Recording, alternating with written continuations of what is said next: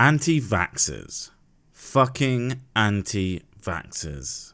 It's taken me a while to bring myself to do one of these, because this shit makes me intensely angry.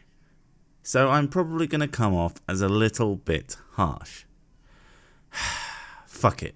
Take it away, Blondie. Hi, my name is Shanna, and we are a vaccine-free family. People make fun of the idea of I can't even, but I seriously can't even right now. It would be so easy to just sit here and rant for ages, making all the points I want to make throughout this video, based on this one simple statement. But I won't. I'll be a good sick.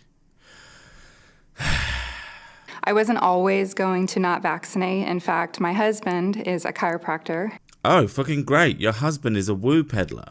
I'm sure this will turn out fucking brilliantly.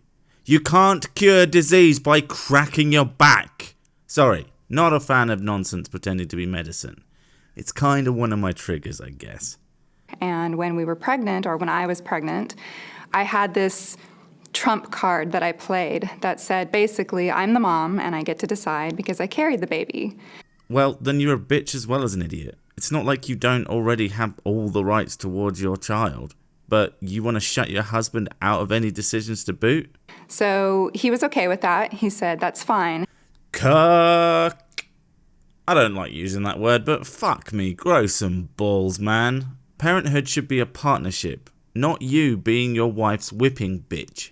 However, I want you to read a book, and it was, at the time, a book called The Sanctity of Blood by Dr. Tim O'Shea. Well, there's no fucking way I'm going to buy a book for the sake of this video. I ain't that rich yet. But if someone can get me a copy, perhaps I'll make a little review of it. Its full title is The Sanctity of Human Blood. Vaccination is not immunization. Hell of a title. Screams volumes of the direction the author is most likely going. And at that time, I couldn't find it, but I knew where he was going. He wanted me to at least look into his feelings on the situation. Because, you know, feelings are more important than objective reality, especially the feelings of someone in such a renowned profession. So while shopping one day in a whole type of market with Whole Foods and books and whatnots, I came across a book called The Vaccine Safety Manual. And another book. I looked up a couple of the author Neil Z. Miller's books and noticed something interesting. He seems to like putting a forward in from someone with an actual degree, but doesn't appear to have any himself. Very interesting.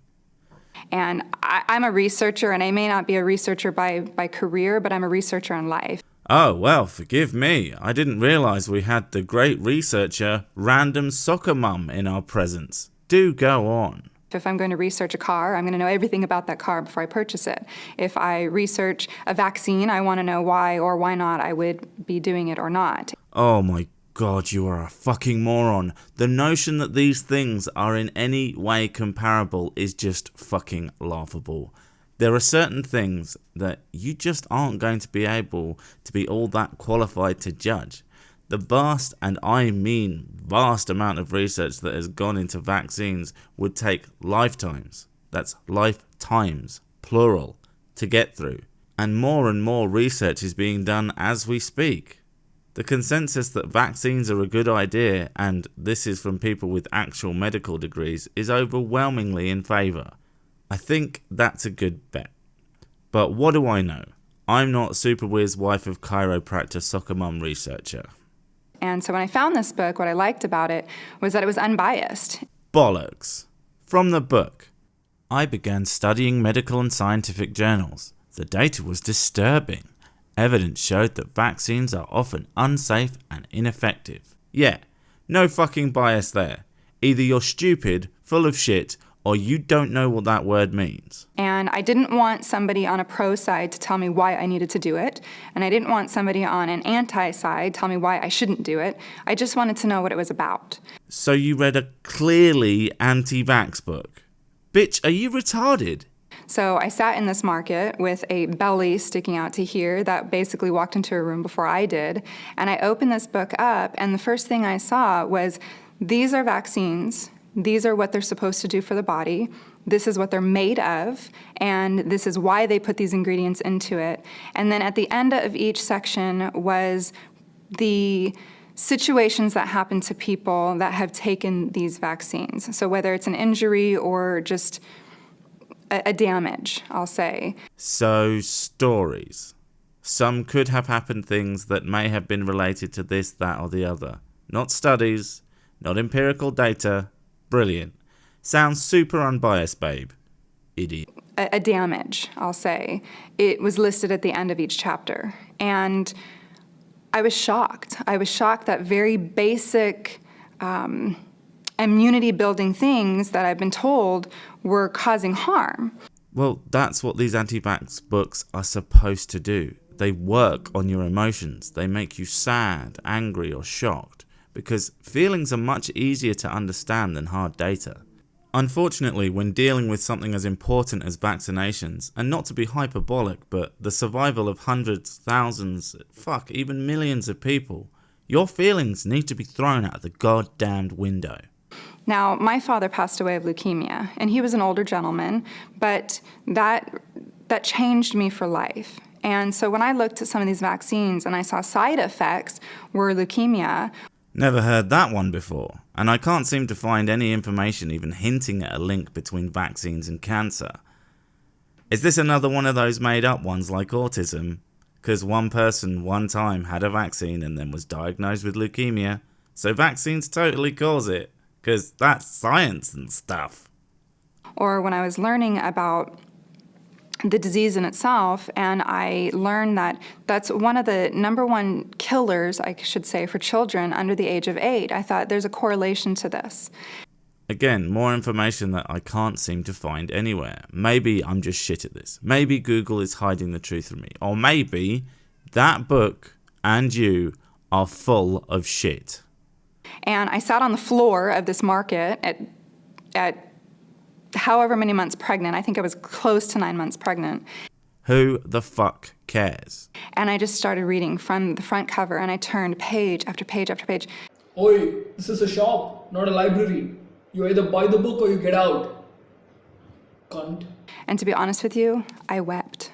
I cried for these women, for these fathers, for these mothers. I wasn't even really a mom yet. But you certainly were very easily emotionally manipulated by stories. Stories that you couldn't verify, and also have no bearing on reality regardless. But I was carrying a life inside me, and I was responsible.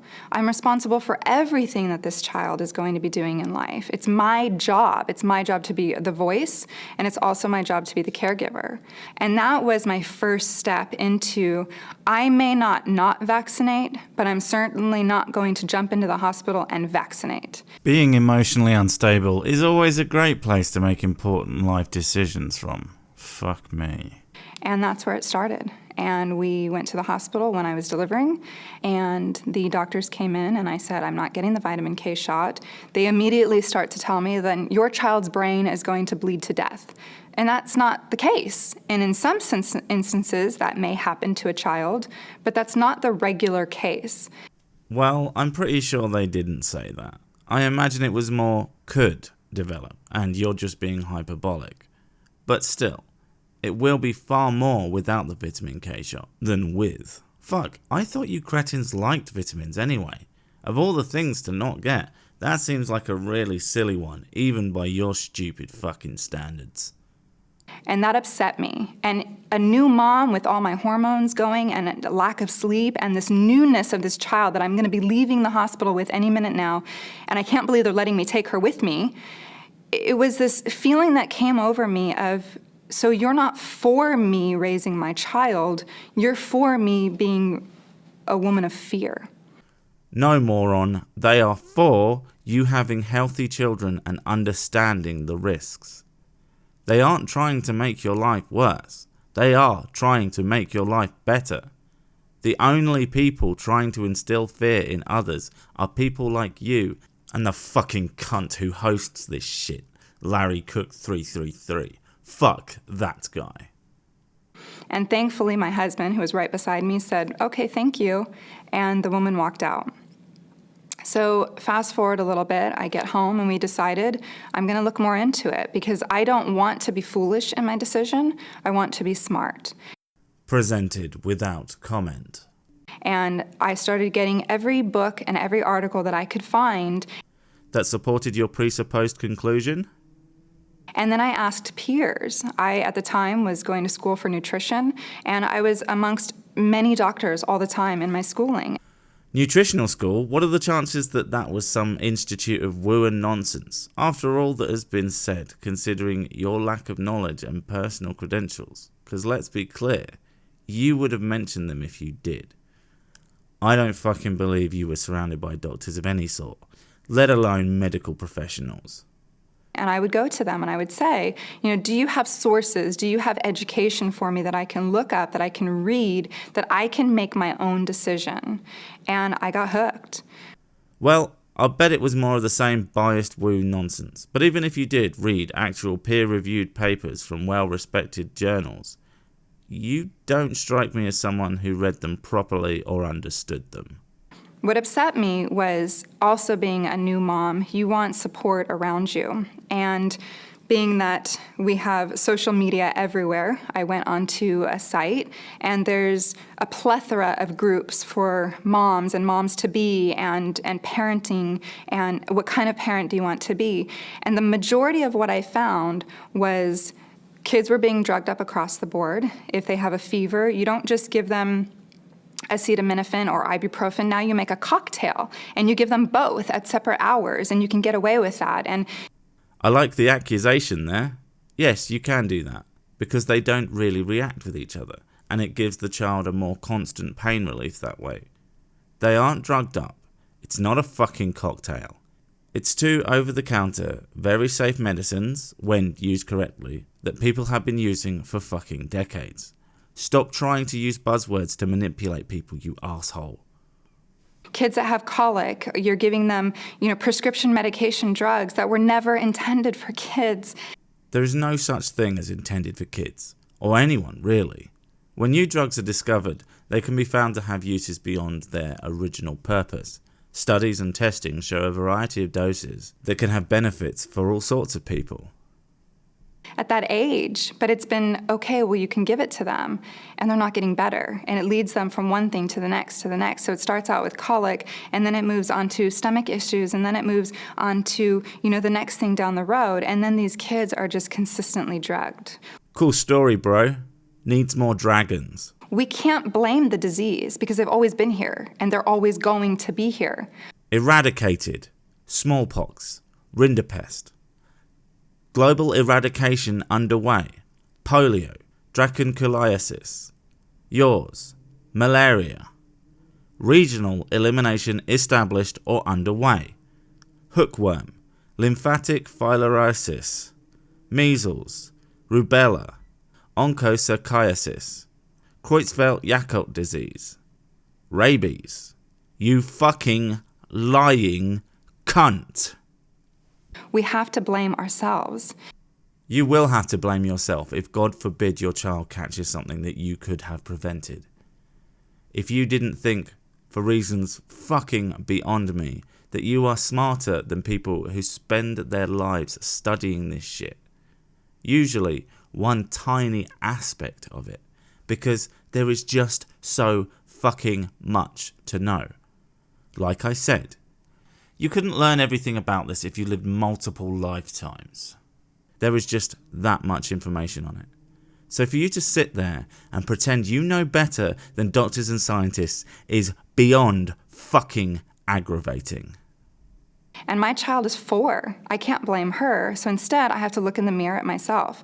What am I going to do for my child to raise her up in the way that she should go? And in the way that she should go is a way of health. Jesus Christ, you are a terrible speaker to boot. So in our home, we proactively do preventive care. We do whole food supplements. We eat beets. We choose organic foods. We choose whole foods. Nothing like a big pile of beets to ward off necrotizing fasciitis. We have very little refined sugar, if at all. We didn't do the 1-year birthday cake, let the child eat all they want to. We didn't have any cake. We had fruit. Look, I think we all just have to understand She's just better than us. Her kids are going to grow up to be the true Ubermensch and destroy us all. Fruit's God's candy, so that's what we do in our family. Actually, God's candy is Toblerone. Sie told me herself. And it's worked. Our child's 4. Oh, well, if one child makes it to 4 sans vaccines, that's evidence enough for me. Pack it up, people. We don't need to science anymore. Wait, Kenny, stop fucking sciencing. It's worthless, you prick. And she's had a couple of the small childhood illnesses, like roseola. But when those things come along... Oh, and there you had me convinced they would be illness-proof. We've done all that we can preventive. You really haven't. And then we go into how can we care for our child during. So when she gets a fever, I don't give her ibuprofen because fevers are there for a reason. So instead, we use homeopathy. Oh, of course you fucking do. Fucking homeopathy, you stupid bitch. Fucking infinitesimally small fucking doses of nonsense into fucking smaller doses of nonsense. Oh, fuck's sake. You people drive me up the fucking wall! Now, homeopathy is a tool that you use when you're a gullible moron who believes the words of charlatans trying to take your money instead of doctors trying to save your life. Fuck this bitch. To aid the body in getting over its own illnesses. It's not there to mask it, and it's not there to fix it. Well, of course it's not there to fix it. It doesn't fucking do anything. It's there to protect, preserve the body, and to promote healing. And that's what we do. And every time a fever or an illness or a cold is run through our family, we're stronger for it. And I can see a developmental growth in my child. Good for you. Now what if your kid catches something and comes into contact with an immunocompromised child who is incapable of surviving many of the things we vaccinate for? See, that's what really, really fucking pisses me off about the whole anti-vaxxer movement. I wouldn't really care if they did it to themselves. I'd call you a moron, but whatever. It boils my piss when they inflict it on their kids. But ultimately, it is their decision. But the fact that it also affects people around you can cause mass outbreaks just because you don't understand science or trust your fucking doctor for no damn reason. Well, that makes me angry. I can see her speaking better. I can see her growth and her weight. They add into her life. And that, to me, those are real results. That is real credibility right there. Confirmation bias is the only real evidence I need. I wasn't always that person. I wasn't always that person that was going to not vaccinate. I assume you hit your head really hard since then. But it has to start somewhere, and we have to make the decision to always take one step forward in the proper direction. And if you go down a road, you are literally taking leaps and bounds backwards and taking the rest of society with you. Follow the road and see where it leads. And it usually seems to be that only when a child is injured do the parents then realize it wasn't the best choice for their family. I really would like it if all the anti-vaxxer dipshits just moved to an island with all the things they could ever need, bar actual medicine obviously, wouldn't want that fucking poison around, and just see how long they last before it becomes a zombie apocalypse. I give it 10 years. Maybe drop a few vials of those eradicated or near eradicated diseases that they don't need vaccines from. I mean seriously, rabies and polio ought to make it look like a pretty convincing zombie movie. Nobody wants to play Russian roulette. And in a sense, unless you know for sure that your child will be 100% safe, do you want to play that game? Yes, because I would rather do something and have a tiny chance of some fairly mild complication than do nothing and have a higher chance of them ending up dead. If you can't say yes right now, pause. This is Clara. She's 4 years old, and she is my vaccine-free child. She is the epitome of love and affection and understanding and health. As much as I think you are a fucking scumbag, I truly hope Clara never catches any of the diseases you could have protected her from by simply trusting people who have worked their whole lives in order to make the world a little bit of a better place. There are so many of this kind of video on this one channel, so expect to see more. I'll leave a link. If anyone else responds to another one of these head cases, please chuck me a link. I would love to see it. I also want to thank my pal Abster for doing that little shopkeeper skit for me. He's fucking funny. Go and subscribe. Cheers, folks. Laters.